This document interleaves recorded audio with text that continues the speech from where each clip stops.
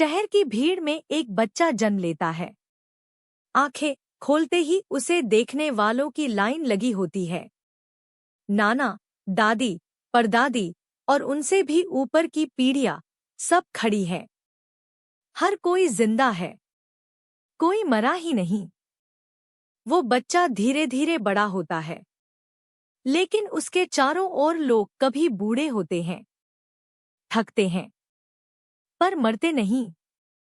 हर साल स्कूलों में बच्चों की भीड़ बढ़ती जाती है, पर क्लास कभी खाली नहीं होती, क्योंकि जो पहले से पढ़ रहे थे वो भी पास नहीं हुए। क्योंकि उम्र बढ़ती है, लेकिन जिम्मेदारी से कोई मुक्त नहीं होता। सड़कें फुल हो चुकी हैं, ट्रैफिक रुकता नहीं, क्योंकि सब कहीं ना कहीं जा रहे हैं, लेकिन कोई पहुंचना नहीं चाहता। हर पार्क, हर छत, हर मैदान बच्चों से, लोगों से भरा पड़ा है।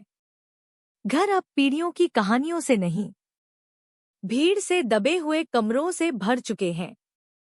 4 पीढ़ियां एक ही कमरे में सांस ले रही हैं, लेकिन अब हवा भी कम लगती है।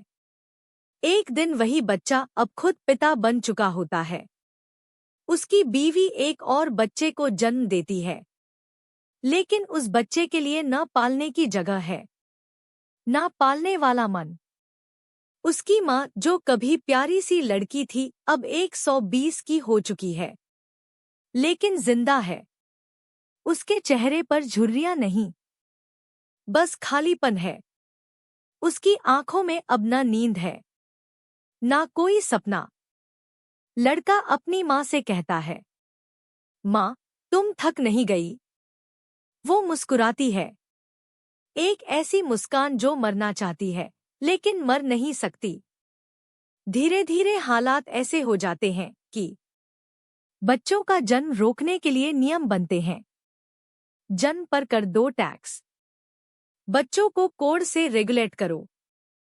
लेकिन कुछ सवाल किसी सिस्टम से नहीं सुलझते।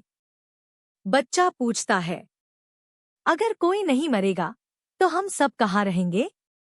वो जवाब ढूंढता है, लेकिन उसे कोई किताब, कोई सरकार, कोई दादी, कोई जिंदा इंसान जवाब नहीं दे पाता। एक दिन वो शहर की सबसे ऊंची इमारत की छत पर खड़ा होता है। नीचे लाखों लोग, चारों ओर भीड़, कहीं कोई खाली जगह नहीं। वो आंखें बंद करता है और सोचता है, शायद मौत खत्म नहीं होने का नाम नहीं है, बल्कि जिंदगी को मायने देने का तरीका है। उसे पहली बार समझ आता है कि अगर कोई कभी ना जाए तो किसी नए के आने की जगह नहीं बचती। और तभी उसकी बेटी धीरे से उसका हाथ पकड़ती है।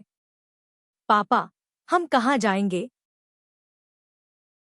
वो नीचे देखता है, ऊपर आसमान की ओर देखता है और सोचता है, काश मौत होती।